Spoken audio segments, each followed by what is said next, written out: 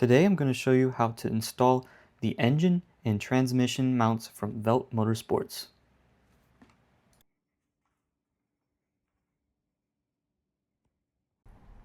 The first thing I'm going to do is jack up my car. Since my car is kind of low, I'm not able to get the jack underneath the oil pan.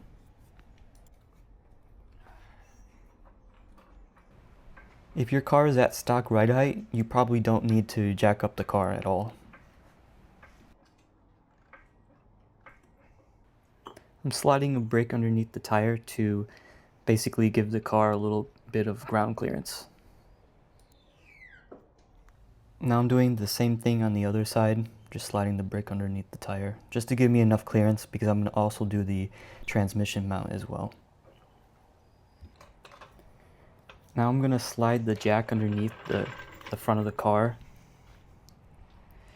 I'm going to try to move the jack over to where the oil pan is, trying to avoid the oil level sensor.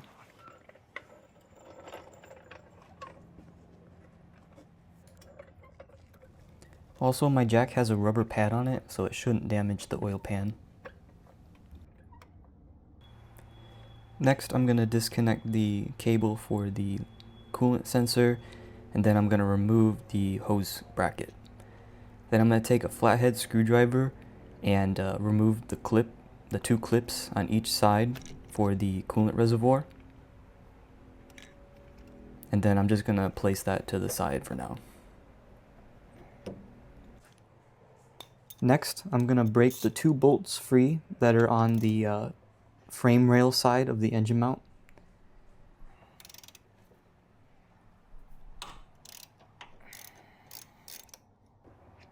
At this point, the bolt was loose enough to take it out by hand.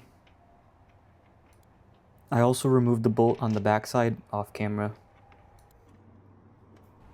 Next, I'm going to remove the small 13mm bolt on the end of the engine mount. This one is the same as OEM.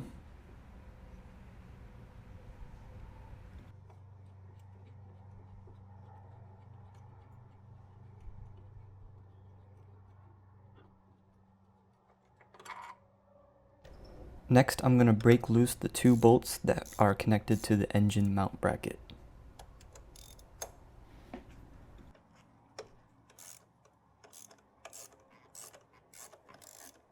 I'm going to slowly go back and forth removing each bolt, and the engine will start to lower. You may need to jack up the engine a little bit more so that it's level.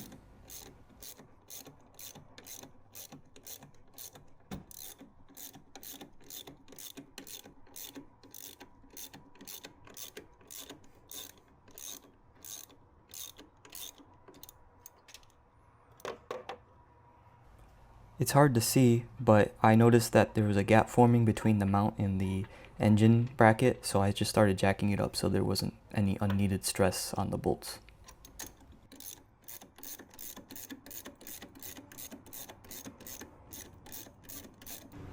At this point, both bolts were completely loose, and I'm going to try to remove the engine mount. I couldn't really get in there to get the bolts out because of all the hoses, so I'm just going to slide the mount out with the bolts still in it.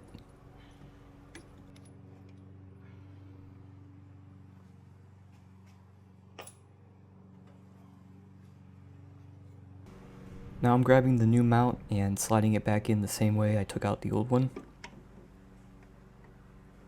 making sure that all the bolt holes line up.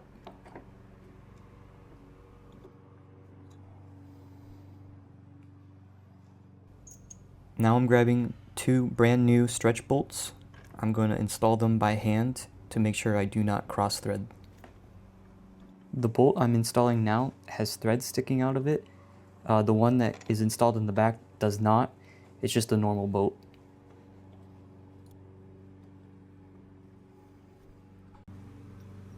Next, I'm installing the two longer bolts which go into the engine bracket. Also starting these by hand so that I don't cross thread the threads.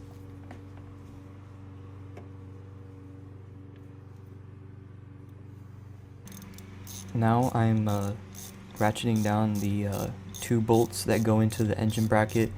I'm not tightening them, I'm just snugging them up because I'm going to torque them later.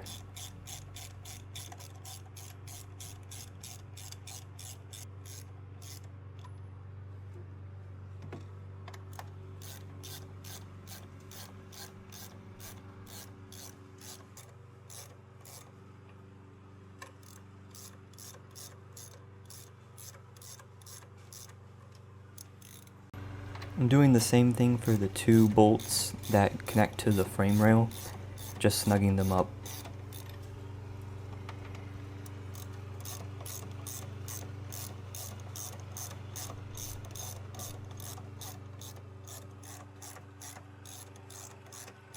Now I'm grabbing my 13mm socket and I'm going to install that 1 bolt that goes to the fender. And I'm just going to snug this one up as well. The kit that I bought didn't come with the replacement bolt for this one, so I'm just going to reuse the old one.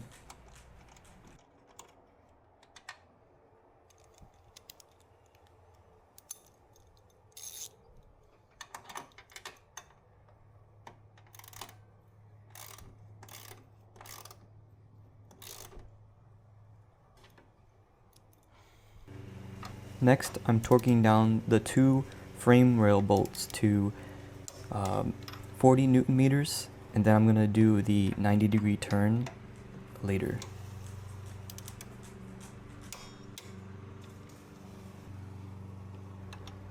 Now I'm torquing the engine frame bracket. This one is 60 Newton meters plus 90 degrees. I'm grabbing a paint marker and I'm going to put a little dot on the 12 o'clock position on each bolt so that when I torque the bolts to yield, I know when they reach the 90-degree turn.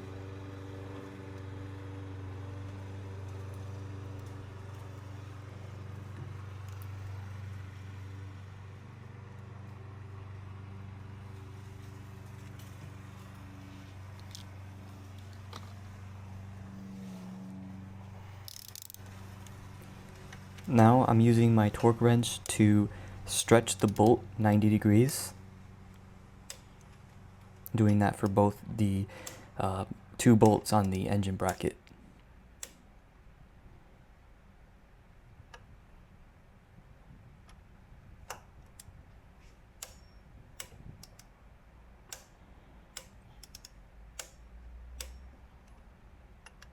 I keep checking to make sure that the alignment is correct, and that the 90-degree turn is complete. Now I'm switching to the smaller socket to be able to do the ones on the frame rail. Same thing, just keep turning them until they hit 90 degrees.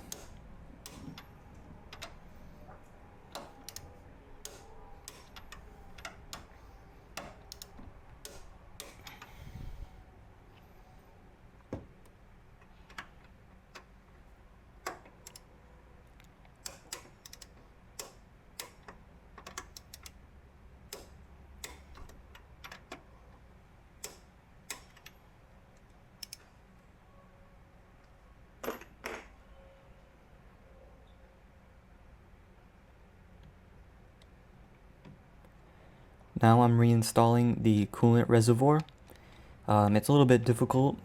You have to line up those 2 little clips and they're a little bit stiff, so I had to get a screwdriver to be able to get them back in properly.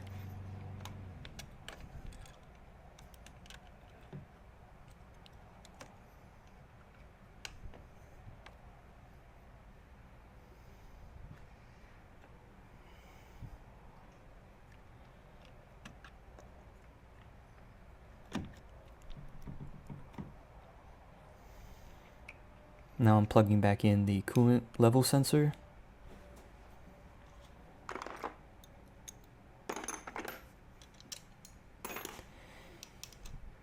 Now I am adjusting the torque wrench to 20 Newton meters for the small 13mm bolt that connects to the fender.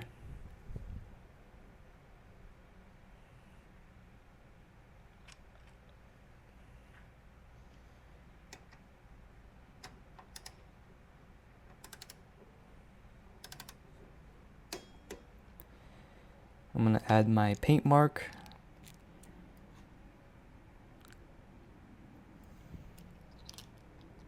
And now I'm going to add the 90-degree turn. And that's it. The engine mount is installed. Please check out part 2 for the transmission mount.